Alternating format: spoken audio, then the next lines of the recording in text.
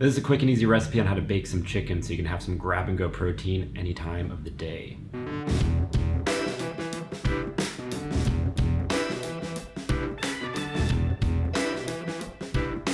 Grab 2 to 3 pounds of chicken breasts. If you have a bigger pan, feel free to double the recipe.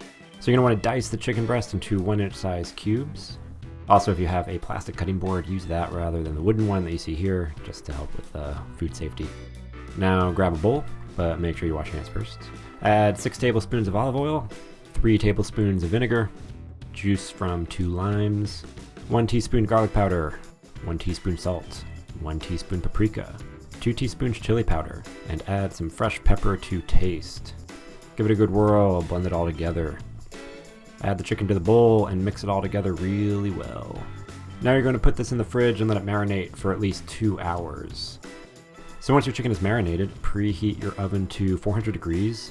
Grab a baking pan, line it with some parchment paper, and spread out the chicken evenly across this pan.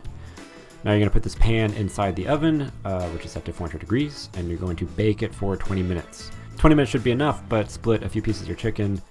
Make sure that there's no pink inside, make sure it's all cooked through. And once you're done, you can enjoy your delicious chicken or store it for later. My name is Joey. I'm the creator of New Territory Fitness. I'm all about creating tools and tricks for healthier living. For more videos like this, click the subscribe button. If you're looking for more cooking videos, check out our MTX Cook series, which is packed full of recipe videos. Thanks for watching.